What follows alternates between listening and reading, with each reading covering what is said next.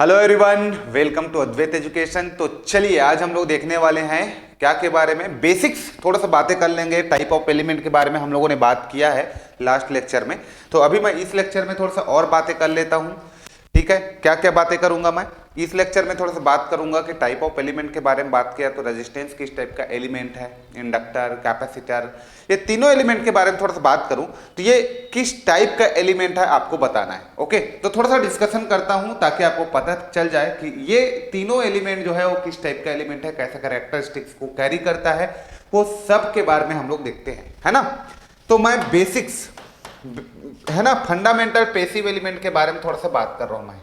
ठीक है, यहाँ पे fundamental passive element, fundamental passive element के बारे में थोड़ा सा बात करूंगे इस लेक्चर में। ओके, चलो तो सबसे पहले आता है फंडामेंटल पैसिव एलिमेंट की मैं बात करूंगा तो मेरे पास ना फर्स्ट आता है इसमें resistance is the fundamental passive element.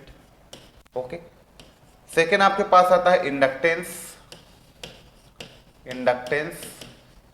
ठीक, जिसको सेल्फ इंडक्टेंस को एल से डिनोट करते हो किसी भी कॉइल का या इंडक्टर का। एंड थर्ड आपके पास आता है कैपेसिटेंस, विच सी।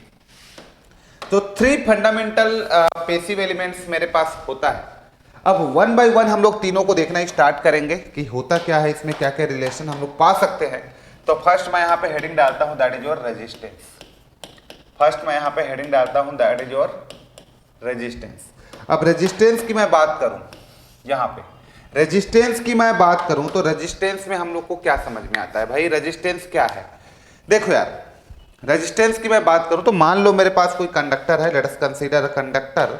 ये मेरे पास कोई कंडक्टर है, ओके, या ये मेरे पास कोई कंडक्टर है। अब ये मेरे पास कोई कंडक्टर है, लेट अस, ये कोई कंडक्टर है ये, और इस कंडक्टर के अंदर में क्या है, बहुत सारे फ्री इलेक्ट्रॉन्स हैं। ठीक, ये क्या है बेटा, ये इस कंडक्टर का क्रॉस सेक्शन एरिया हो गया। This is the cross section area of the conductor.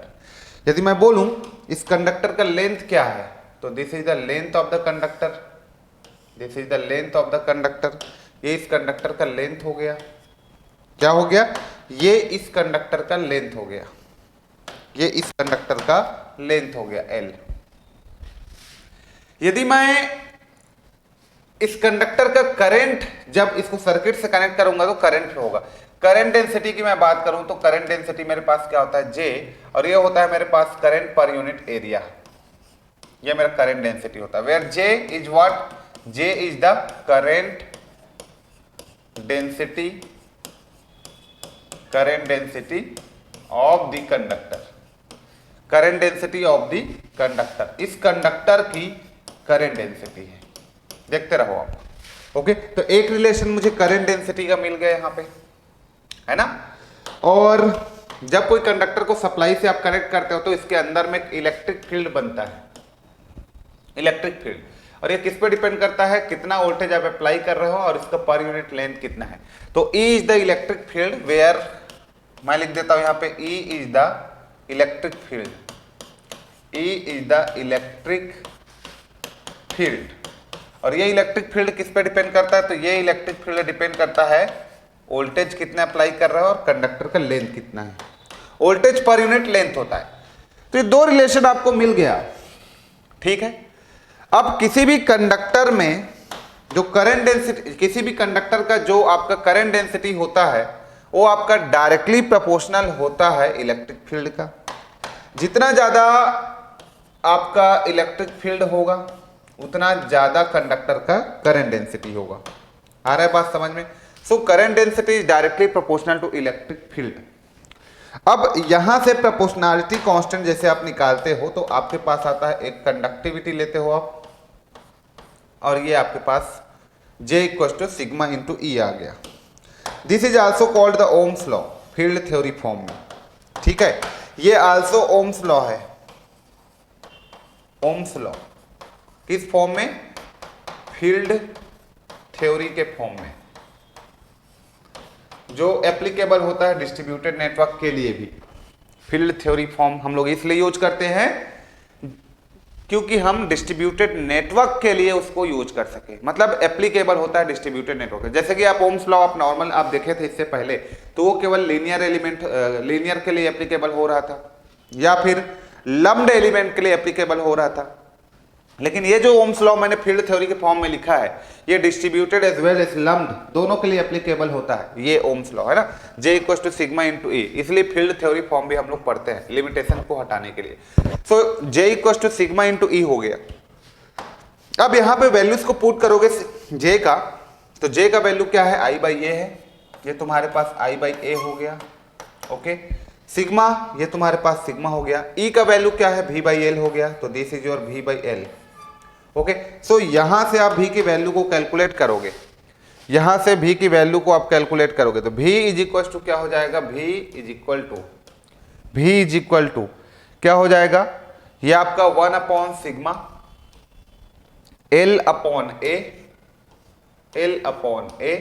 और ये तुम्हारा हो जाएगा I। सो ये जो वैल्यू है उसको और क्या लिख सकते हो आप, ये जो वैल्यू तुम्हारे पास आया V 1 upon sigma is the resistivity, L upon A और ये तुम्हारे पास I आ गया। So this is nothing but what, this is nothing but resistance, this is nothing but resistance. तो V is equal to R into I लिख सकते हैं और V is directly proportional to I भी लिख सकते हैं अपन, V is directly proportional to I भी लिख सकते हैं। तो ये रिलेशनशिप आपको मिला, ठीक। और यहां से मैंने रेजिस्टेंस की वैल्यू देखा, तो रेजिस्टेंस की वैल्यू क्या मिल गया, जो पहले मैंने लिख दिया था डायरेक्ट वही मिल गया कि resistance R is equal to rho L by A होता है। आया बात समझ में, ये कहां से आता है, तो ये आपको मिल गया यहां से, R is equal to rho L by A। Okay, इसका मतलब रेजिस्टेंस जो है लेंथ पे डिपेंड करता है, एरिया पे डिपेंड करता है, नेचर ऑफ मटेरियल पे डिपेंड करता है, टेम्परेचर पे डिपेंड करता है, ये सारे चीजों पे डिपेंड करता है। ओके, तो आपके पास जो रिलेशन मिला था कि करंट डेंसिटी जो है वो directly proportional to electric field. Okay, अब इसका आप ग्राफ बनाओगे यहाँ पे, तो ये ग्राफ कैसे मिलेगा, मान लो ये तुम्हारे पास y एक्सिस में क्या है, करंट डेंसिटी है, तो y एक्सिस में आप करंट डेंसिटी को ले लो, ये ठीक है, और यहाँ पे तुम ले लो इलेक्ट्रिक फील्ड को, ये इन दोनों के बीच में अपन ग्राफ बनाएंगे। तो इन दोनों के बीच में जो आपके पास आता है, क्या आता है यहाँ से, current density J is equal to conductivity into E आता है। तो ये जो आपके पास प्रोपोर्शनैलिटी कांस्टेंट आता है, दैट इज योर कंडक्टिविटी, ठीक है, दैट इज योर कंडक्टिविटी, यही आपका कंडक्टिविटी है और यही आपका स्लोप है। तो ये कब के लिए वैलिड है, कंडक्टिविटी कांस्टेंट होना चाहिए, ये कब के लिए वैलिड है, ये वैलिड है when the temperature is constant, when the pressure is constant, all the physical condition of the conductor is remains constant all time, तब के लिए वैलिड है। इसका मतलब ये क्या हुआ, इसका मतलब ये आपका फर्स्ट मैं बोलूंगा कि रेजिस्टेंस जो है वो कैसा एलिमेंट है, लीनियर है कि नॉन लीनियर है। तो फर्स्ट यहां से दिख रहा है कि resistance is a linear element, linear characteristics आ रहा है, तो resistance is a linear element. आ रहा है बात समझ में। सेकंड मैं यहां पे देखूंगा, है ना, सेकंड में कैरेक्टरिस्टिक्स यहां पे देखूं,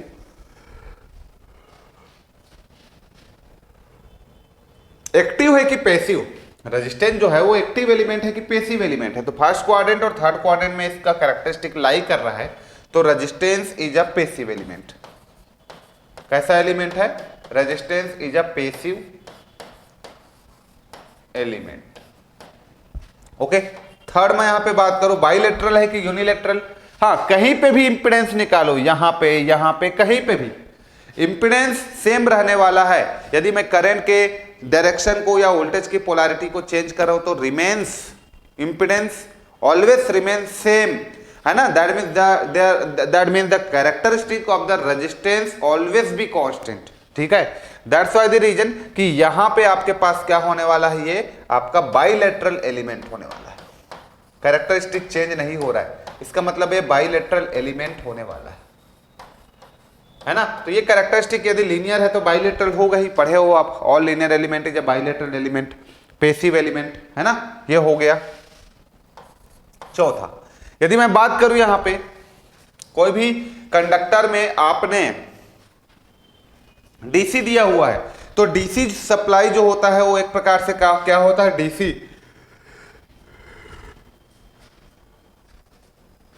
डीसी मतलब स्टेडी करंट, और डीसी मतलब जब स्टेडी करंट की आप बात कर रहे हो तो स्टेडी करंट का मतलब होता है वो टाइम इनवेरिएंट होता है, और जब आप एसी करंट की बात करते हो तो टाइम वेरिएंट होता है। तो ठीक है, अभी ये तीनों चीजों को जानिए आप लोग, ठीक है, ये तीनों चीजों को जानिए।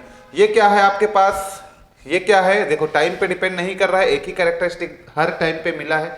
इसका मतलब ये जो है रेजिस्टेंस जो है व्हेन द टेम्परेचर वगैरह सब चीज कांस्टेंट है तो टाइम इनवेरिएंट होगा।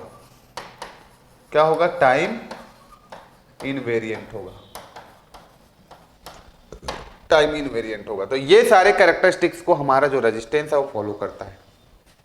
ओके, ये सारे कैरेक्टरिस्टिक्स को हमारा रेजिस्टेंस फॉलो करता है। अब रेजिस्टेंस का हर एक चीज तो आप पढ़े हो। सबसे पहले आपके पास resistance R is equal to आपके पास आ गया रो L बाई ए आ गया।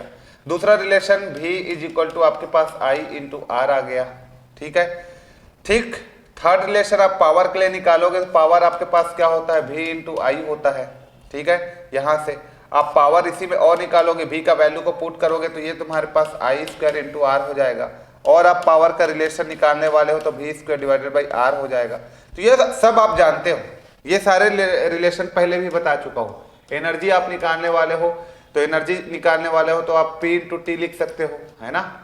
अब P इंटू टी आप पता है, P इंटू टी आप लिख रहे हो तो ये कैसे आएगा, ये सब में T का मल्टीप्लाई कर दो तो इस तरीके से आप एनर्जी भी निकाल सकते हो। तो जितने भी रिलेशन होता है सब आप जानते हो, इसका रेजिस्टेंस का जितने भी रिलेशन होता है सब आपको पता रहता है ना। इसमें और कुछ करने के नीड नहीं है। तो यही कंक्लूजन है रेजिस्टेंस का कि किस टाइप का एलिमेंट है वो अपने को जानना था। सेकंड जो हमारे पास मोस्ट इंपॉर्टेंट एलिमेंट जो होता है वो आपका मोस्ट इंपॉर्टेंट पैसिव एलिमेंट जो होता है वो आपका इंडक्टेंस होता है, ठीक है। सेल्फ इंडक्टेंस, ठीक, सेल्फ इंडक्टेंस की मैं बात करूं जिसको आप एल से डिनोट करते हो। चलिए इसके बारे में थोड़ा सा हम लोग जान लेते हैं। थोड़ा सा बेसिक बातें बता देता हूं मैं। अभी इंडक्टर क्या है वो सब अभी नहीं जानते, अभी पता चलेगा धीरे से जब आप इलेक्ट्रोमैग्नेटिक इंडक्शन पढ़ोगे तो वहां पे हर एक चीज डिटेल में मैं बताऊंगा। अभी इंडक्टेंस, सेल्फ इंडक्टेंस क्या होता है, एल अभी इतना जानो। लेट अस कंसीडर आपके पास एक इंडक्टर है, इस तरीके से इंडक्टर है। तो इसमें ये इसका कॉइल मैं बना देता हूं, जस्ट यहाँ पे एक कॉइल बना देता हूं, ये कॉइल बना देता हूं मैं, ये इस तरीके से ये कॉइल हो गया, और यहां पे मैं लिख देता हूं current and this is your plus minus voltage. इसको मैंने वोल्टेज अप्लाई कर दिया, देखते रहिए, ठीक। एक कॉइल है, प्योर इंडक्टिव कॉइल है जिसका इंडक्टेंस एल है, वोल्टेज मैंने अप्लाई किया, करंट फ्लो हुआ, ओके। अब ध्यान से देखिए इसमें हो क्या रहा है। जैसे ही मैंने ये सब किया तो यहां पे एक वोल्टेज मैंने दिया हुआ, इसको सबसे पहले मैंने एक वोल्टेज दिया, टाइम वेरिंग वोल्टेज, फिर इसके कारण इसमें एक करंट फ्लो हुआ। लेट अस करंट मेरे पास क्या हो गया, I T is equal to I M sine omega T हो गया। अब करंट दिया तो जैसे ही उसका लेट अस कंसीडर कि इसका नंबर ऑफ टर्न्स क्या है, एन है। ये नंबर ऑफ टर्न्स और ये जो करंट मिलके ना N I M sine omega T मिल करके एक क्या बना लिया, यहाँ पे एक यहाँ पे बना लिया इन्होंने, क्या बोलते हैं इसको जी, एमएमएफ। और इस एमएमएफ के कारण इन्होंने एक फ्लक्स बना लिया,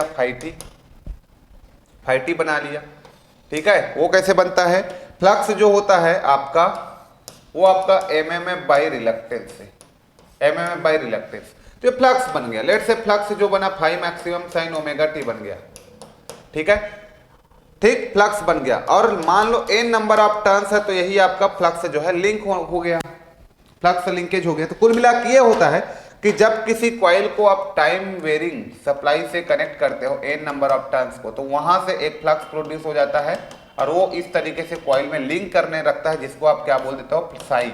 Sai is the flux linkage, psi is the flux linkage, psi is the flux linkages. आया बात समझ में।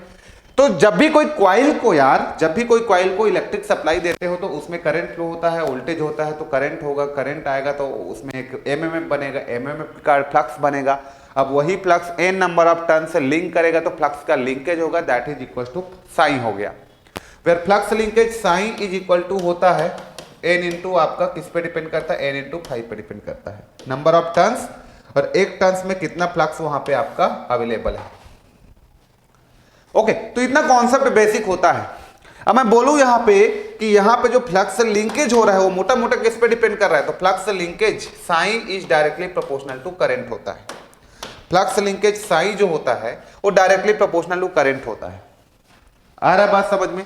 और यहीं पे जो प्रोपोर्शनैलिटी कांस्टेंट होता है, यहीं पे जो प्रोपोर्शनैलिटी कांस्टेंट होता है उसी को आप बोल देते हो सेल्फ इंडक्टेंस। उसी को क्या बोल देते हो आप, सेल्फ इंडक्टेंस बोल देते हो, उसी को सेल्फ इंडक्टेंस आप बोल देते हो। इतना क्लियर हो गया? उसी को आप सेल्फ इंडक्टेंस बोल देते हो। ओके, अब जब यहां पे फ्लक्स लिंक होता है तो एक ईएमएफ भी प्रोड्यूस होता है। अब इस कॉइल में एक ईएमएफ भी इंड्यूस्ड होगा। जब फ्लक्स लिंक कर रहा है टाइम के रेस्पेक्ट में, आपका वहां पे फ्लक्स जो है वेरी कर रहा है, तो एक फैराडे लॉ के अकॉर्डिंग वहां पे एक ईएमएफ भी प्रोड्यूस होगा। तो according to Faraday law, according to Faraday's law,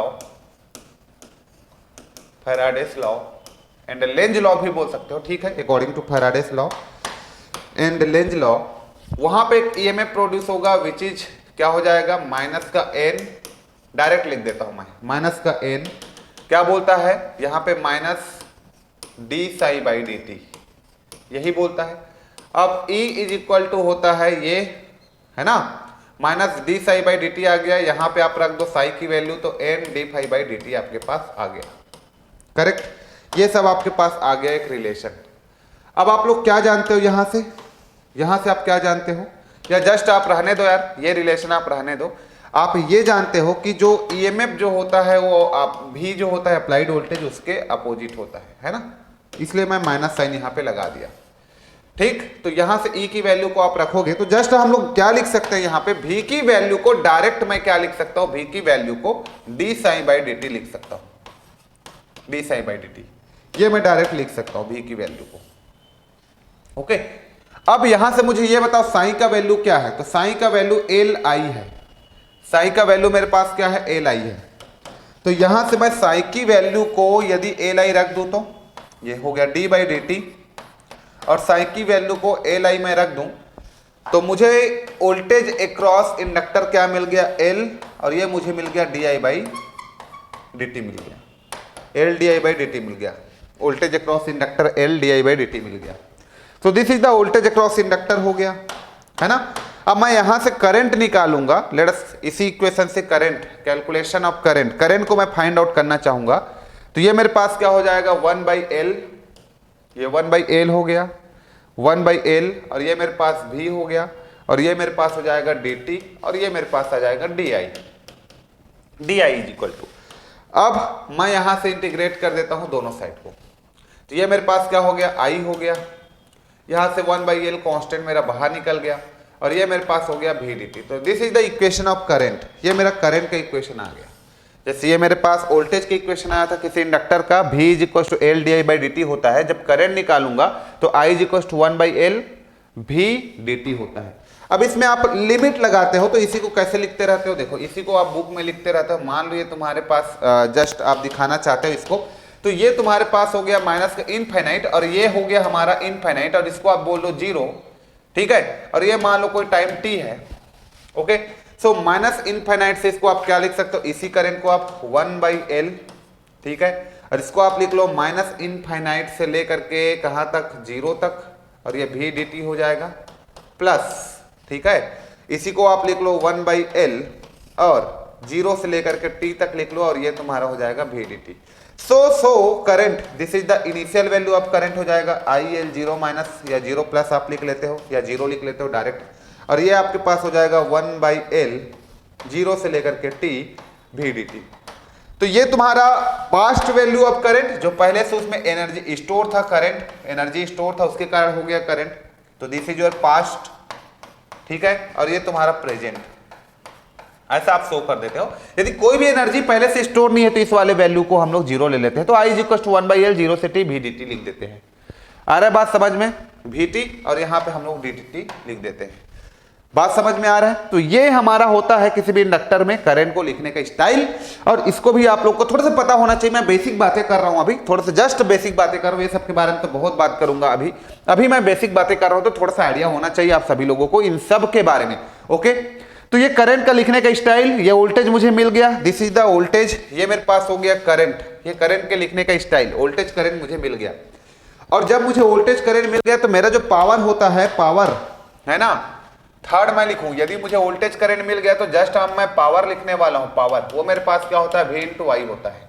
अब पावर लिखो तो वोल्टेज मुझे पता है, वोल्टेज को मैं क्या लिखता हूं, वोल्टेज को मैं लिखता हूं VL = क्या लिखता हूं, L di/dt लिखता हूं। और ये मेरे पास क्या है, करंट है, ये करंट है, तो ये पावर मिल गया मुझे। ठीक है, ये मुझे पावर मिल गया। चौथा, मान लो मैं एनर्जी लिखना चाहूं, यहां पे एनर्जी, किसी भी इंडक्टर में कितना इंस्टेंटेनियस एनर्जी स्टोर है, इंस्टेंटेनियस पावर मुझे मिल गया। मान लो मेरे को किसी भी इंडक्टर में कितना इंस्टेंटेनियस एनर्जी आपका स्टोर होता है, मैं W लिखना चाहूं, तो ये क्या होता है मेरा, integration of power over the period of time is called the energy ना। तो ये मेरा हो जाएगा विथ रेस्पेक्ट टू, क्या कर दिया मैंने, पावर को इंटीग्रेट कर दिया विथ रेस्पेक्ट टू टाइम, है ना, ये integration of power over the period of time is called the energy. तो ये मेरा एनर्जी हो गया। अब चलो भाई इसी में रखो वैल्यू को, तो W मुझे निकालना है यहाँ पे, तो यहाँ पे P की वैल्यू को मैं रखूं, तो P की वैल्यू मेरे पास क्या है, L, और यहाँ पे लिख देता हूं मैं I, और ये मेरे पास है di/dt, और ये विथ रेस्पेक्ट टू टाइम मैं कर रहा हूं। ओके, इंटीग्रेट कर रहा हूं। So this and this will be cancel, और जहां से जहां तक का एनर्जी निकालना है तो इंस्टेंटेनियस है, जिस टाइम तक का निकालना है वो लिमिट आप डाल भी सकते थे, है ना। तो ये आपका क्या हो गया, L जो है कांस्टेंट बाहर आ गया, ये तुम्हारे पास आ गया I di। अब I के रेस्पेक्ट में I को इंटीग्रेट करो तो ये L हो गया। अब I के रेस्पेक्ट में I को इंटीग्रेट करेंगे हम लोग तो क्या मिलेगा, दिस वन इज L, और ये तुम्हारे पास हो जाएगा I² / 2। सो W = तुम्हें मिल गया 1/2 Li², 1/2 Li²। So this is the instantaneous energy, है ना, ये एनर्जी का इंस्टेंटेनियस वैल्यू है ना, यही तुम्हारा इंस्टेंटेनियस एनर्जी है, instantaneous energy equation, energy equation, instantaneous energy equation, है ना, ये आपका इंस्टेंटेनियस एनर्जी इक्वेशन का फॉर्मूला आपको मिल गया। इतना क्लियर है ना। तो ये सारे चीजें आपको एकदम क्लियर होना चाहिए। तो कुल मिलाकर इसमें आपको क्या समझ में आया कि जब आप इंडक्टर के बारे में यहाँ पे स्टडी कर रहे हो तो आपको ये समझ में आया कि किसी भी इंडक्टर में, सेल्फ इंडक्टेंस में, या फिर किसी भी इंडक्टर में या किसी भी कॉइल का सेल्फ इंडक्टेंस जो होता है वो आपका एक कांस्टेंट क्वांटिटी है, और आपने यहाँ पे लिखा कि psi is directly proportional to current होता है, और साइन प्रोपोर्शनैलिटी कांस्टेंट L आता है, वही आपका सेल्फ इंडक्टेंस होता है। तो y एक्सिस पे तुम्हारा साइन है, और इस एक्सिस पे x एक्सिस पे तुम्हारे पास करंट है। दोनों के बीच में ग्राफ प्लॉट किए तो साइन डायरेक्टली प्रोपोर्शनल y था, प्रोपोर्शनैलिटी कांस्टेंट L आया, वही आपका सेल्फ इंडक्टेंस है। और उसी जब ऑल द फिजिकल कंडीशन वगैरह सब चीज कांस्टेंट हो तो वही आपका क्या हो जाएगा, वही आपका एक लीनियर ग्राफ देगा, और स्लोप का वैल्यू यही सेल्फ इंडक्टेंस ही तुम्हारा स्लोप होगा, और ये ऑल द टाइम कांस्टेंट होने वाला है। With all the physical condition like temperature, pressure, everything is constant, तो ये आपको प्रोपोर्शनल मिलने वाला है। और ये ग्राफ क्यों हम लोग देखते हैं तो हमारे दिमाग में यही बात आता है कि भैया इंडक्टेंस, सेल्फ इंडक्टेंस जो होता है वो आपका कैसा है, लीनियर एलिमेंट है, पहली बात। सेकंड, यहाँ पे इस ग्राफ को मैं देखता हूं तो ये समझ में आता है लीनियर है तो बाइलेटरल भी होगा, लीनियर है तो बाइलेटरल भी होगा, और एक्टिव है कि पैसिव है, तो अभी तो पॉजिटिव है, फर्स्ट और थर्ड कोऑर्डिनेट में आ रहा है, तो ये एलिमेंट जो है वो आपका कैसा होगा, पैसिव एलिमेंट होगा। और चौथा टाइम वेरिएंट है कि टाइम इनवेरिएंट है, तो ये टाइम इनवेरिएंट होगा, टाइम इनवेरिएंट होगा। और ये सब कब होगा, ये सारे कंडीशन को कब फॉलो करेगा, जब ये ऑल टाइम लीनियर हो, ऑल टाइम स्ट्रेट लाइन हो, all time passing through origin हो, है ना, ऑल फिजिकल कंडीशंस कांस्टेंट हो, तभी ये सब बातें जो है वैलिड होगा, अदरवाइज ये बातें, ये सब चीज वैलिड नहीं होगा। आ रहा है। तो कब आप लीनियर बोलोगे, कब बाइलेटरल बोलोगे, कब पैसिव बोलोगे, कब टाइम इनवेरिएंट बोलोगे, when all the physical conditions are remains constant, है ना, ऑल टाइम के लिए कांस्टेंट होगा तभी बोलोगे, अदरवाइज आप नहीं बोल सकते, अदरवाइज आप नहीं बोल सकते। Got it? इतना समझ में आ रहा है आपको? चलो, तो ये भी आपको समझ में आ गया, इसका भी कैसे कैसे हम लोगों ने निकाला, एनर्जी, पावर, हर चीज हम लोगों ने कैसे फाइंड आउट किया, वो सबको देखिए आप लोग। इसके बाद देखो यहाँ पे थर्ड जो आपके पास आता है, तीसरा जो आपके पास आता है, that is your capacitor. Capacitor, या फिर मैं बोल देता हूं C इज द कैपेसिटेंस। ठीक, ये देख लेता हूं, C इज द कैपेसिटेंस। ये इसके बारे में बातें कर लेता हूं। ओके, इसके बारे में बातें कर लेता हूं। चलो, अब कैपेसिटेंस की मैं बात करूं तो ये भी बड़ा इंटरेस्टिंग है कैपेसिटेंस, है ना। तो लेट्स, कोई कैपेसिटर है, उस कैपेसिटर को आप सप्लाई से कनेक्ट करते हो। मान लो तुम्हारे पास कोई कैपेसिटर है and this capacitor is connected to the supply, so what will be the happen, तो क्या होगा यहाँ पे, जब आप इसको सप्लाई से कनेक्ट करोगे, ठीक है, तो क्या होगा, तो हो जाएगा यहाँ पे this is your capacitor,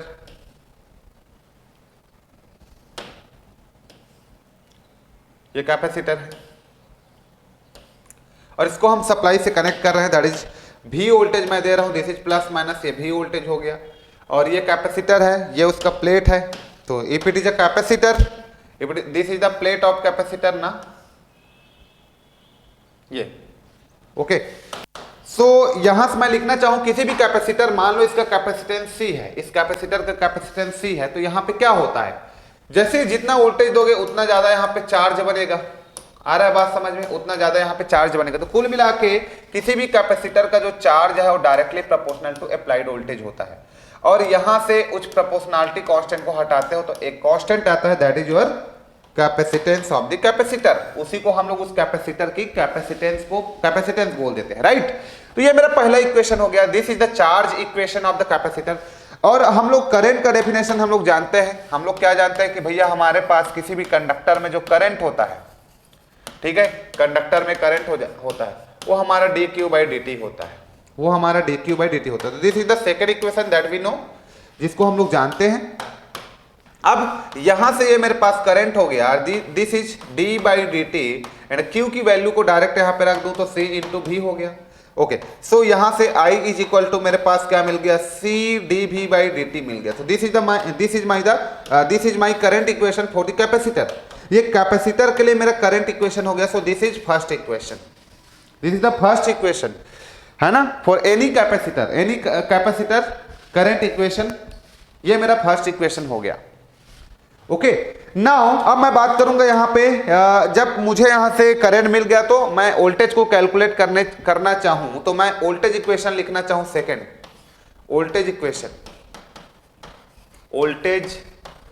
equation मैं लिखना चाहूं तो यहां से वोल्टेज की वैल्यू को मैं निकालना चाहूंगा तो मेरे पास क्या हो जाएगा, 1/c, ये मेरे पास होगा 1/c हो गया, और ये I हो गया, और ये मेरे पास हो जाएगा dt, और and this one is my dv। Okay, so here I am taking integration both sides of the given equation. ये तो ये मेरे पास हो जाएगा v, और ये मेरा 1/c बाहर निकल गया, और इंटीग्रेशन ऑफ I dt, ठीक। तो ये मेरा हो गया इंटीग्रेशन ऑफ I dt, ये इंटीग्रेशन ऑफ I dt। तो मेरे पास वोल्टेज का ये इक्वेशन मिल गया, वोल्टेज का v is equal to 1/c integration of I dt, ये वोल्टेज का मिल गया। अब चलो इसी कैपेसिटर के क्रॉस वोल्टेज जो मुझे मिला, 1/c integration of I dt, ठीक है, ये हो गया। इसको आप 2 मिनट के लिए ऐसे भी लिख सकते थे जैसे आप उसके लिए लिखे थे 1/c, ठीक है, माइनस इनफाइनाइट से लेकर के 0 तक का I dt, प्लस यहां पे आप लिख सकते हो 1/c और 0 से लेकर के t टाइम तक का I dt लिख सकते हो। तो ये जो वैल्यू आपके पास आया, इसको initial voltage of the capacitor बोलते हैं। क्या बोलते हैं, initial voltage of the capacitor, है ना, पास्ट वैल्यू। और ये जो वैल्यू आया तुम्हारा, ये प्रेजेंट वैल्यू, 0 से लेकर के t तक का लिखते हो, ये तुम्हारा हो जाएगा I dt, this is your present value. Okay, ये आपका प्रेजेंट वैल्यू हो जाएगा, this is your present value. ये so v is equal to vc 0 minus plus 1/c 0 to t I dt, ये आपका हो गया प्रेजेंट वैल्यू। पास्ट वैल्यू आप दिखा देते हो, ठीक है यार, इस तरीके से आप दिखा देते हो। तो this is your past value ये आपका पास्ट हो गया, और यहाँ पे ये जो है आपका प्रेजेंट है ना, प्रेजेंट। कोई भी एनर्जी स्टोर रहेगा कैपेसिटर में तो उसमें एक वोल्टेज रहेगा, वो उसी को दिखाता है। तो ये थोड़ा सा इसके बारे में आप लोगों को आइडिया हो जाता है कि भैया कोई एनर्जी स्टोर है तो उसके क्रॉस वोल्टेज होगा, दैट इज योर Vc0 पहले से पास्ट, ठीक है, पहले से स्टोर रहेगा। तो जब आप स्विच को t=0 पे ऑन कर रहे हो उससे पहले कुछ एनर्जी स्टोर है तो उसका कुछ वोल्टेज रहेगा। तो this is Vc0 plus 1/c 0 to 2 idt, this is your present value. When the switch is closed eight t=0 तो वो चार्ज होना स्टार्ट हुआ, तो उसमें वोल्टेज स्टोर होना स्टार्ट हुआ, तो ये तब की वैल्यू है। ओके, तो ये चीजें हम लोग यहाँ पे देखते हैं। ओके, अब हम लोग आगे बढ़ते हैं। चलो अब हम लोग आगे बढ़ते हैं। तो मुझे एक करंट इक्वेशन मिल गया, मुझे वोल्टेज इक्वेशन मिल गया। जस्ट आई एम थर्ड यहाँ पे कैलकुलेट करना चाहूँ पावर के लिए, पावर के लिए। तो पावर मेरे पास क्या होगा, पावर के लिए लिखना चाहूं मैं इक्वेशन, तो इंस्टेंटेनियस पावर मेरे पास क्या होगा, इंस्टेंटेनियस वोल्टेज और instantaneous current. Okay right. So voltage का इक्वेशन मुझे क्या पता है, ये वाला है ना, तो ये जस्ट मैं इसको वोल्टेज लिख लेता हूं। और करंट का इक्वेशन मुझे क्या पता है, करंट का इक्वेशन मुझे पता है C dV/dt, C dV/dt। So this is my current equation. Okay, तो ये मेरा वोल्टेज इंटू करंट करके मेरा पावर का तो इक्वेशन मिल गया। So this is my power equation, ये मेरा पावर का इक्वेशन हो गया ना, ये मेरा पावर का इक्वेशन मिल गया। अब मुझे क्या निकालना रहता है बच्चों, अगला मुझे क्या निकालना रहता है, फोर्थ पॉइंट मुझे निकालना रहता है, दैट इज योर एनर्जी। मुझे एनर्जी निकालना रहता है। तो एनर्जी अब मैं निकालूं तो एनर्जी मेरे पास क्या होता है, एनर्जी इक्वेशन। यदि मैं इंस्टेंटेनियस वैल्यू ऑफ एनर्जी निकाल दूं, चलो किसी भी टाइम पे एनर्जी निकाल दूं, तो मेरा क्या होता है, इंटीग्रेशन ऑफ पावर है ना over the period of time is called the energy, यही बोलता हूं मैं। चलो यहां पे रख दो पावर की वैल्यू को, तो ये तुम्हारे पास हो जाएगा C और ये V, ये dV/dt, और ऑलरेडी dt है, dt के रेस्पेक्ट में कर रहे हो तो dt कैंसिल। अब देखो V के रेस्पेक्ट में इंटीग्रेशन होगा तो C आपका कांस्टेंट हो जाएगा, तो C इज द कांस्टेंट, ये हो जाएगा तुम्हारा V, हाँ dV हो जाएगा। अब V का विथ रेस्पेक्ट टू V होगा तो ये C हो जाएगा, V का स्क्वायर हो जाएगा, ये आपका 2 हो जाएगा। तो कुल मिला के एनर्जी आपको मिला, एनर्जी आपको यहाँ पे मिला 1/2 CV²। This is your instantaneous value of energy, energy का इंस्टेंटेनियस वैल्यू है ये। Okay 1/2 CV²। ओके, मैक्सिमम इतना एनर्जी आपका यहाँ पे स्टोर हो सकता है इस कैपेसिटर में। आ गई बात समझ में। सो this is your simply capacitor का इंस्टेंटेनियस एनर्जी, ठीक। और क्या क्या आपका फॉर्मूला होता है, एक कैपेसिटर का C वाला फॉर्मूला जब आगे पढ़ोगे इलेक्ट्रोस्टैटिक तो वहां पे ये भी फॉर्मूला को आप डिफाइन करोगे, ε0 ε RA/d। यहां से भी आप लोगों को क्वेश्चन पूछे जाते हैं, है ना। तो यहां से कौन कौन सी चीजों पे डिपेंड करता है कैपेसिटर, तो परमिटिविटी पे डिपेंड करता है, एरिया पे, दो प्लेटों के बीच की दूरी पे डिपेंड करता है, प्लेट की क्रॉस सेक्शन एरिया पे डिपेंड करेगा। तो इन सारे चीजों पे कैपेसिटेंस जो है, किसी भी कैपेसिटर का कैपेसिटेंस डिपेंड करता है, तो ये सबको भी आप याद रखना। ओके, तो ये सब चीज आपने देखा। हमारा मेन ऑब्जेक्टिव क्या था कि यहाँ पे उसको टाइप ऑफ एलिमेंट के रेस्पेक्ट में बातें करना। तो जब हमने कैपेसिटर के बारे में बात कही तो चार्ज जो होता है किसी भी कैपेसिटर में, ये जो चार्ज है किसी भी कैपेसिटर में कितना स्टोर होगा वो directly proportional to applied voltage है। तो यहां से मैं Q = निकालूं तो C × V आ रहा है, तो C जो आया यही आपका प्रोपोर्शनैलिटी कांस्टेंट है और इसी को आप कैपेसिटेंस बोल देते हो। ओके, तो इसी को मैं यहाँ पे बनाना चाहूँ, इसी कैरेक्टरिस्टिक्स को यहाँ पे जस्ट मैं ड्रॉ करना चाहूँ। तो ये देखिए ध्यान से आप लोग, ये जो है आपका चार्ज है और यहाँ पे आपका क्या आ रहा है, वोल्टेज आ रहा है। तो दोनों के बीच में रिलेशन क्या आ रहा है, y = mx, that means straight line which is all time passing through the origin. तो ये कैरेक्टरिस्टिक्स आ रहा है, और ये जो कैरेक्टरिस्टिक्स का जो स्लोप आ रहा है आपके पास, ये कैरेक्टरिस्टिक्स का जो स्लोप आ रहा है वही आपका क्या है, कांस्टेंट है। यही आपका स्लोप जो है आपका कैपेसिटेंस है, जो ऑल टाइम कांस्टेंट है when all the physical condition are constant. तो कैपेसिटर, किसी भी कैपेसिटर की बात करूं तो इस कंडीशन में when all the physical conditions are remains constant, है ना, no effect of temperature, no effect of pressure, ऐसा मैं बोल रहा हूं। तो कैपेसिटर भी क्या है, लीनियर एलिमेंट है, और जब ये लीनियर है तो बाय डिफॉल्ट क्या हो जाएगा, बाइलेटरल हो जाएगा। तो ये भी आपके पास बाइलेटरल हो जाएगा। और एक्टिव है कि पेसिव, फर्स्ट और थर्ड क्वाड्रेंट में आ रहा है तो डेफिनेटली पेसिव होगा अभी इस केसेस में, है ना। और टाइम इनवेरिएंट है कि वेरिएंट है, तो टाइम इनवेरिएंट होगा क्योंकि कैरेक्टरिस्टिक आप देख रहे हो ऑल टाइम पे सेम कैरेक्टरिस्टिक शो कर रहा है, तो time invariant, time invariant. Okay, तो ये कैरेक्टरिस्टिक्स आप यहाँ पे कैपेसिटर के बारे में देखते हो और ये सब चीज कंक्लूड करते हो कि किस टाइप का कैरेक्टरिस्टिक्स शो करता है कोई कैपेसिटर जो है आइडियली। ओके ओके, तो ये सारा चीजें ना एकदम क्लियर होना चाहिए, ये सारा चीजें एकदम क्लियर होना चाहिए। आ रहा है बात समझ में? चलो, तो ये है इस तरीके का बेसिक कॉन्सेप्ट के बारे में आप लोग को पता होना चाहिए। कुछ एमसीक्यूज जैसे आपके एग्जाम में आते हैं, ये कौन से एलिमेंट का कैरेक्टरिस्टिक्स है आपको जल्दी से शो करना है। This is your question number 1। ये कौन से एलिमेंट का कैरेक्टरिस्टिक्स है इसको आपको बताना है। चलो, ये वोल्टेज हो गया, ये तुम्हारे पास करंट हो गया। मान लो कोई एलिमेंट है जिसका VI कैरेक्टरिस्टिक्स तुमको दिया गया है, ठीक है, और यहां से ये जो VI कैरेक्टरिस्टिक्स है वो आपका कैसा दे दिया गया है, कुछ इस तरीके का दे दिया गया है। ये चलो देख के बताओ कि ये कौन कौन से कैरेक्टरिस्टिक्स को शो कर रहा है। सबसे पहले मुझे ये बताओ कि ये लीनियर है कि नॉन लीनियर।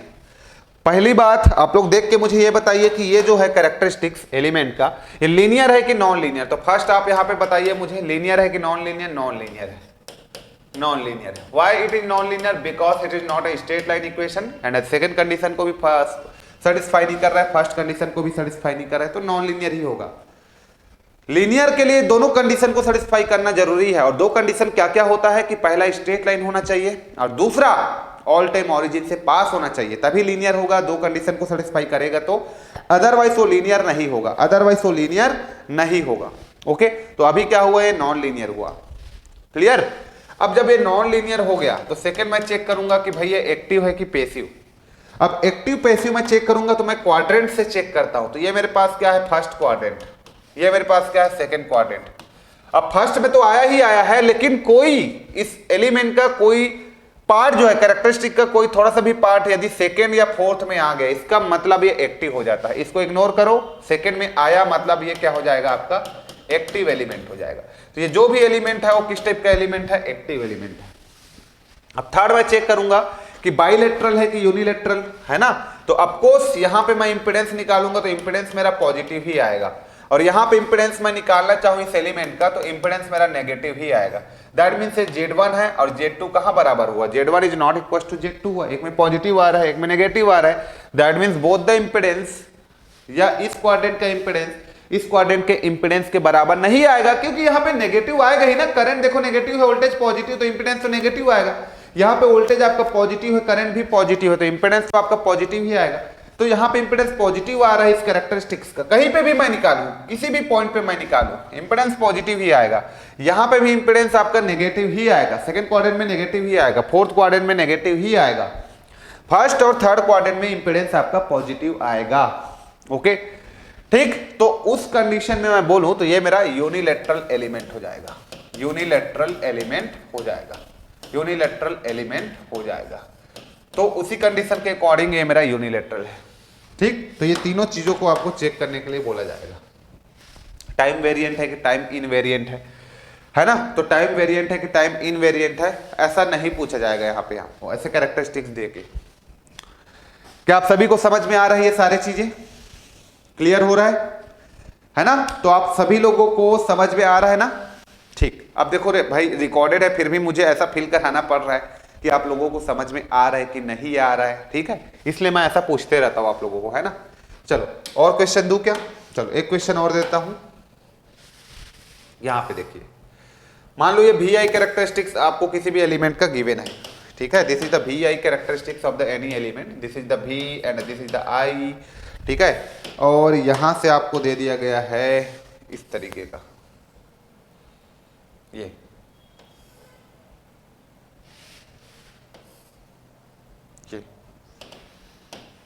ठीक,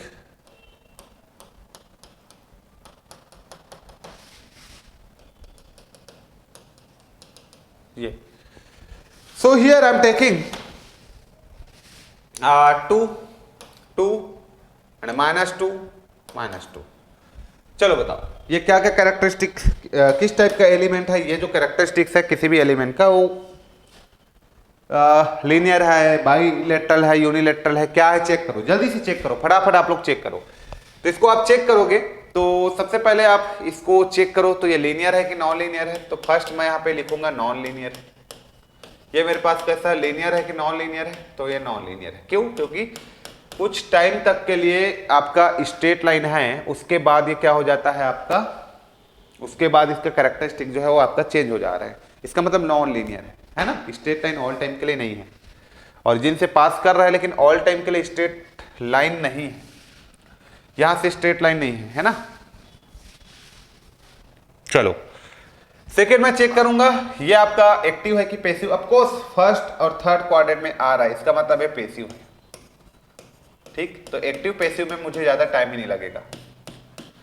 थर्ड मैं बात कर लूं इसमें कि किसी भी पॉइंट पे मैं इंपेडेंस निकालूंगा, ये भी दो है, ये भी दो, ये भी दो, ये भी दो, मतलब ये और ये सिमेट्रिकल है। जब ये और ये इसका मिरर इमेज सिमेट्रिकल बन रहा है, इसका मतलब ये क्या हो जाएगा, मेरा बाइलेटरल हो जाएगा। इंपेडेंस सेम आ रहा है ना, इंपेडेंस चेंज नहीं हो रहा है, तो बाइलेटरल हो जाएगा। यही दो के जगह में 3 रहता तो आपका यूनिलेटरल हो जाता। तो अभी इंपेडेंस सेम है ना, मिरर इमेज एकदम बिल्कुल परफेक्ट है, तो मैं क्या बोलूंगा, ये मेरा बाइलेटरल है। टाइम इनवेरिएंट है कि टाइम वेरिएंट है, तो जस्ट ये क्या है मेरे पास, टाइम इनवेरिएंट है। ओके, तो ये सारा चीजें आप लोगों को चेक करना रहता है क्वेश्चंस में, इस तरीके का क्वेश्चन आप लोगों को करना रहता है। ओके, तो चलिए इस लेक्चर में हम लोग इतना ही करते हैं, फिर मिलते हैं नेक्स्ट लेक्चर में, जिसमें हम लोग बातें करेंगे टाइप ऑफ सोर्स के बारे में बातें करना है अभी, है ना। तो टाइप ऑफ सोर्स के बारे में हम लोग बात करेंगे नेक्स्ट लेक्चर में। Till then take care, thank you so much, love you all, thank you.